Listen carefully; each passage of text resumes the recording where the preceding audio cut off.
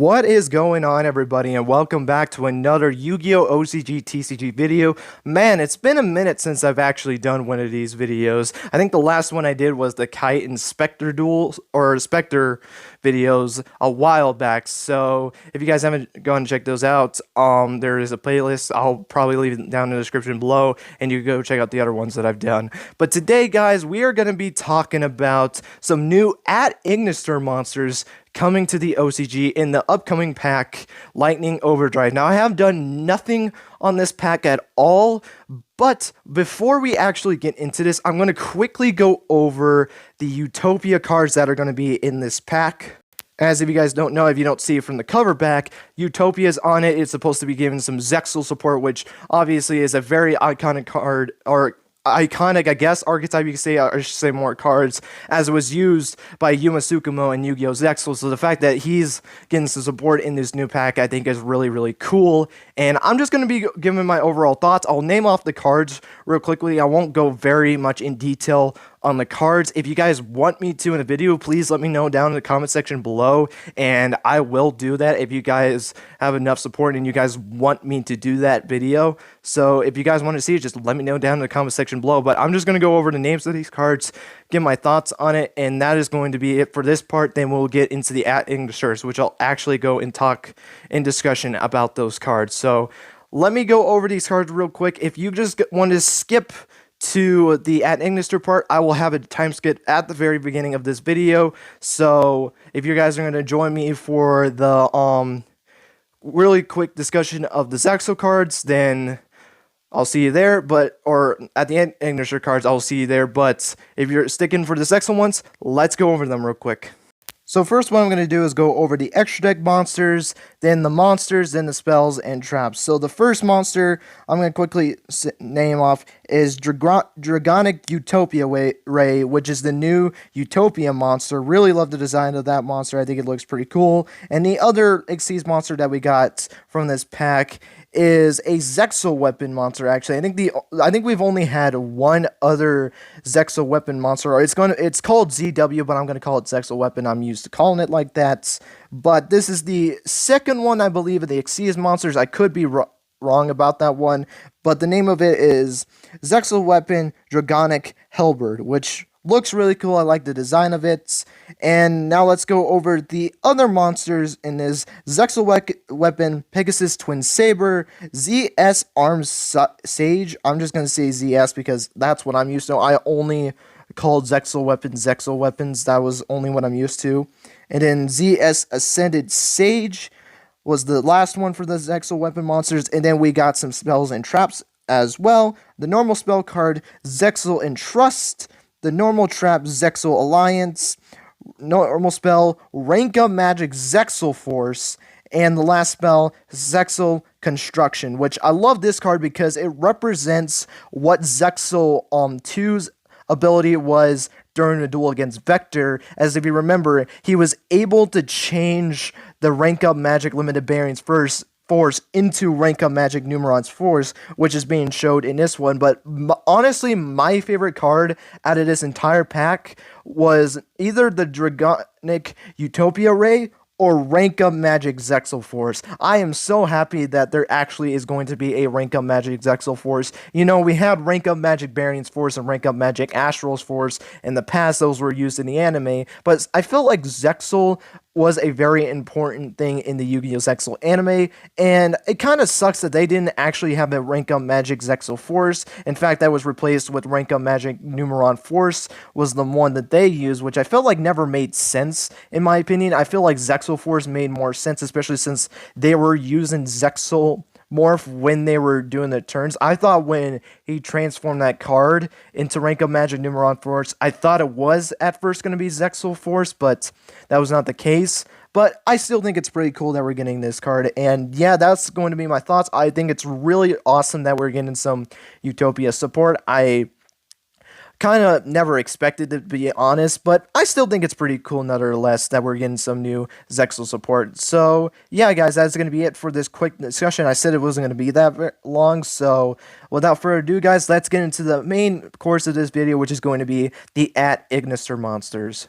So the at Ignister monsters, how I'm going to do this is I'm going to read off all the effects of this. This is what I'm going to do because there's not that many cards. There's only 5 cards for this deck. I'm going to be reading over the extra deck monster first, then I'll do the monster, the 2 spells, and then the 1 trap card. So without further ado, let's get into it. So the first monster we're going to be going over is Dark Infant at Ignister. It is a Link 1 monster with the arrow pointing to the left is in the middle, and it requires 1 non-Link at Ignister monster. So obviously with this being an at Ignister deck, it makes sense that the requirement is an at Ignister monster. You can only use this card's name 1 and 2 effects once per turn. 1. If this card is Link Summon, you can add 1 Ignister Island from your deck to your hand. 2. When a Cyberse monster with 23 original attack activates its effect, quick effect, you can move this card to your main monster zone it points to. Then you can change this card's attribute to any attribute until the end of the turn. I thought that effect was very weird, but after kind of looking into it a little bit, I understand what they were kind of doing with this one. This is so it would make it easier to go into your Link 6 to your rival Cyberse at Ignister because it needs different attribute monsters to be able to summon it. So if you have this Link 1 monster and you're able to make off its effects, you can change it to any attribute that you want. So say for example, you have Earth Golem, Fire Phoenix, and Dark Templar, and you activate Fire Phoenix's effects. Then you're able to move that to that zone that it points to, then you get to change it to whatever attribute. So you can change it to light, water, or wind if you have that board. Go into your Link summon, and then you can go straight into a Link 6, which then it would gain 4,000 attack points right there. So that honestly is not that bad if you're going for a rival. Honestly, from what I looked at Arrival, because I have 3 copies of Arrival actually. I bought 10 random packs of it and I got 3 copies of that card. It's not as good as the anime. It really did nerf it. I don't think really many people run it, or at least if they do, it's only 1 copy of it. So honestly, if I was gonna use this card in my deck, I think I would more use it for the first effect, which is able to search Ignister Island, which the only other card that can do that was Vicari at Ignister, the little mini light monster in the main deck, which was able to search it. So the fact that you have another searcher for your at Ignister monsters for the field spell for Ignister Island, I think it's really good, honestly. So if Vicari gets its effect negated, you can go straight into a Link 1 summon and still be able to search your card, and then you can combo off to your Link monsters going down the line. So I think it's a pretty good effect for that. The other one is more if you're going to go in Rival, I feel like it's worth it there. But other than that, I think it looks pretty decent, to say the least. But let's go over the monster now, which is Damari at Ignister. I hope I said that right. Now, I didn't even mention the last one. I love how it's a mini Arrival Cyberse. I think that is a really cool design.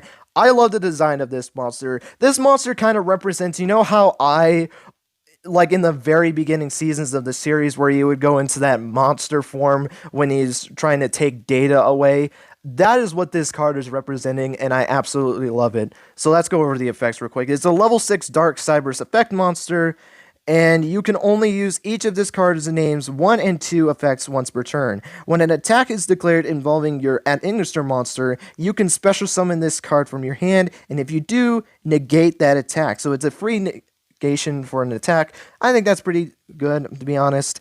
If you control a Link 6 monster quick effect, you can banish this card from your field or graveyard, then target one face-up card your opponent controls, negate its effects until the end of the turn. So it is able to negate some cards and effects. Sadly, you can only target 1, but honestly, that second effect is another thing. Is like, it looks like this deck, and I'm going to say this, I didn't look at any of these cards before I made this video. I wanted to kind of keep myself blind going into this, but it looks like this deck or like these cards are going to be more if you're going to go for the Arrival Cyberse. They are encouraging you to go into it, which it kind of does suck that you're restricting it to this, but it makes sense. It's the boss monster. I understand they want to be more supportive of it, but I think it would have been better if you would just say, like, if you had an Ignister on the field or a monster with 2,300 attack points, like the last one had an effect, because with that last effect, the fact that it had 2,300 attack points as your limit as original attack points, you can play it in a Code Talker deck and it would still work.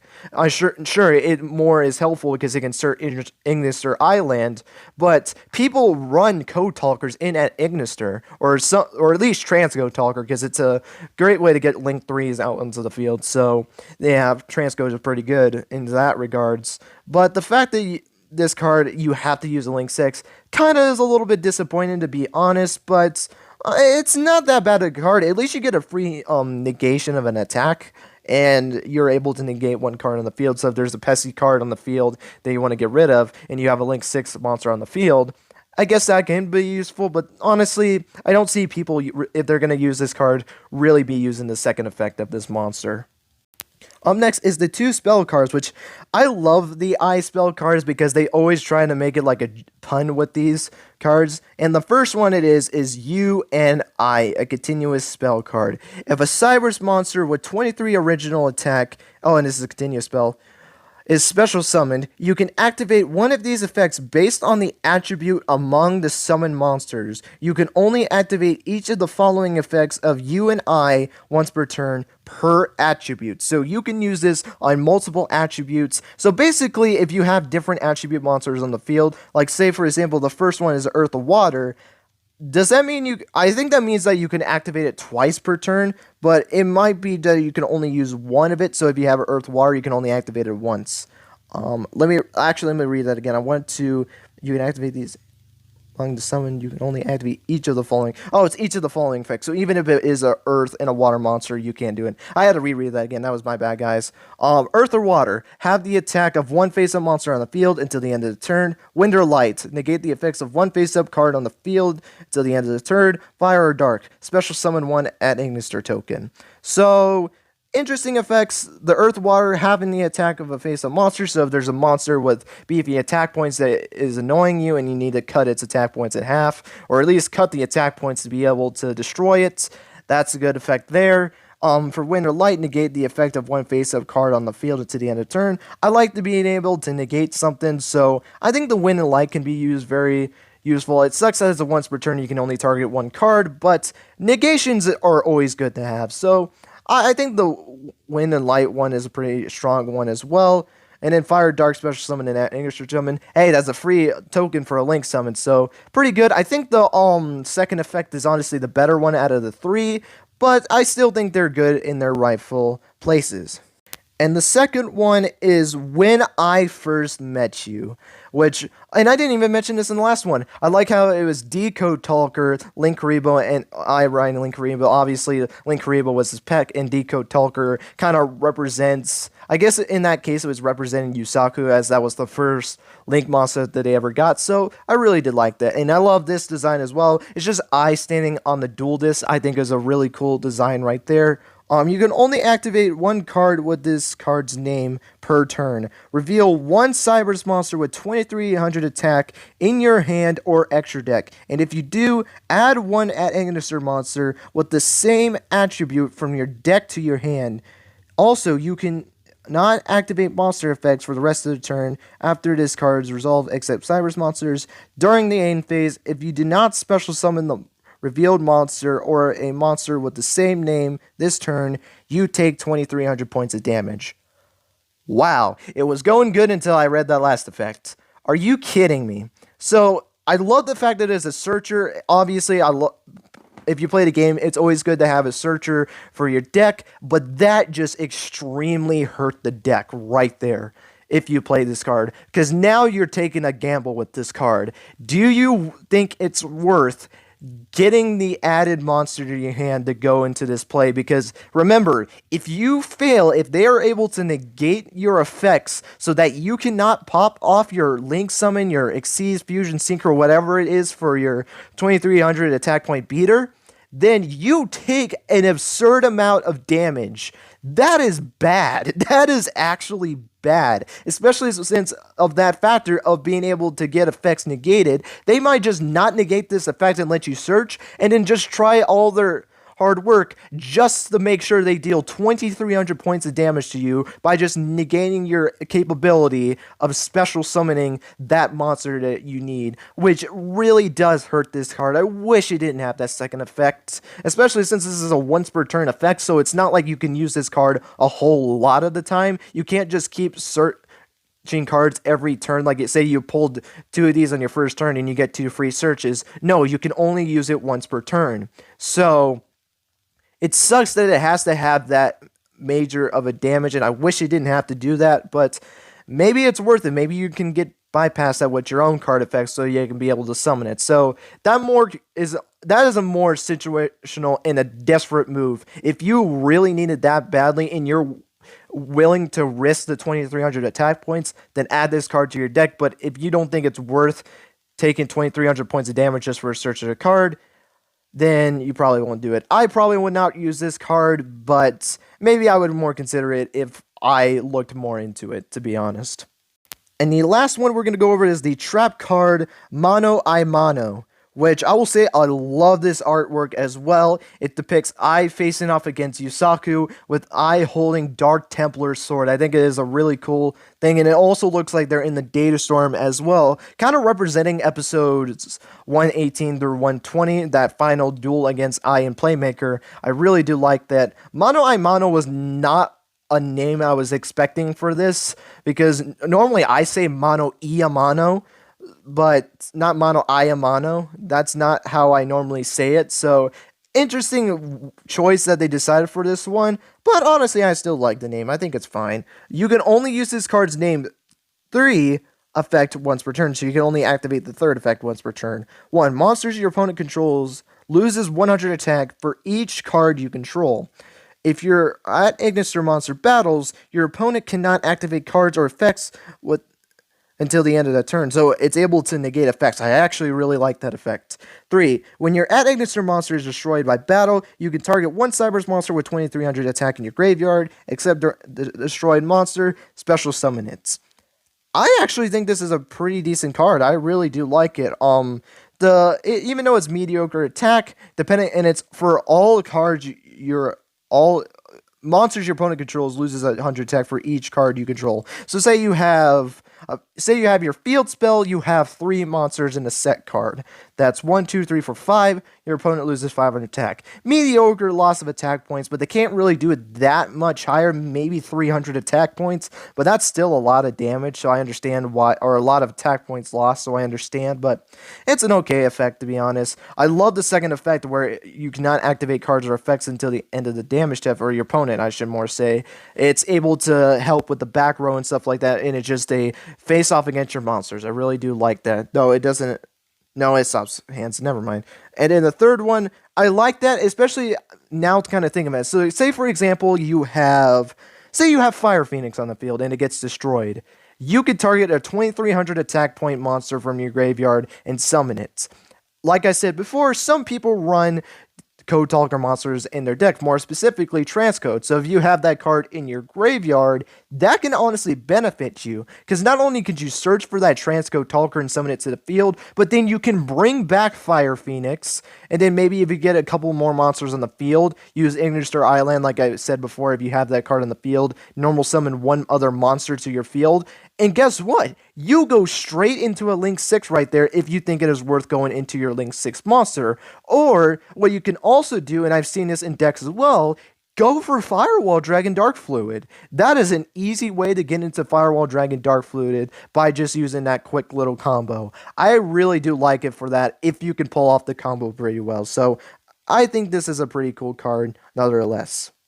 And that was all of the at Ignister monster cards. Let me know what you guys think of this deck down below. I will say though, and I just now remember this, I am kind of disappointed in these. I love all the cards, don't get me wrong, but I think the thing that I'm a little bit disappointed of was that there was one monster that was never printed into this set. That wasn't printed in this set, I should say. And it was the actual Link 1 monster, Dark Wit at Ignister. That was the card that was used by Ai in Yu-Gi-Oh! Vrains. Is the only monster, might I add, that was not released into the OCG or TCG. And I feel like if you were making at Ignister support, I feel like that would be the perfect opportunity to do that. But instead, they made a new Link 1 monster. I don't understand why they did it, even though I love the design of it. Probably my favorite was the effect monster. I really liked what it was. It was basically I in his little monster form. I really did like the design of that monster. But I kind of wish that they brought that card as well. If that meant sacking off the Link 1 monster, I think it would have been fine. I think it would have been cool to have that card in the game as well, and that would kind of complete his monsters in the anime because he has all of his main monsters and extra deck monsters in the card game except for Dartwit at Ignister. So it does suck that we do not get this card in the set, but the other cards are liked. I think the only one I was majorly disappointed off was when I first met you. I was really upset to the fact that it has that big of a penalty of taking that much damage if you decide to play this card. But other than that, I did like the cards. They looked pretty cool. They had some pretty decent effects. I don't see them making at Ignisters very strong to be meta, but again, these cards have not been released. I believe Lightning Overdrive isn't released until the 16th of January in the OCG. So I don't know what it's going to be for the TCG, by the way, but I still have a couple of days before the cards come out, so I can't really say anything about that if they're going to be competitive. If not, I'm the last person to really say that, but I don't see these cards growing at Ignisters enough to be in the meta game. But that is just my opinion. So, guys, again, let me know what you guys think of these cards down in the description below. What was your favorite card from all of these cards that I read off to you guys, and what was your least favorite card out of all of these? And yeah, that is going to be it for this video. Thank you guys so much for watching. I do want to mention that I'm going to be posting another one as well for the Black Rose support that we're going to be getting as well in Lightning Overdrive, so stay tuned for that as well. That should be coming out very, very soon, so be on the lookout for that. And yeah, guys, thank you guys so much for watching, and until next time, guys, take care and have yourselves a great rest of your day.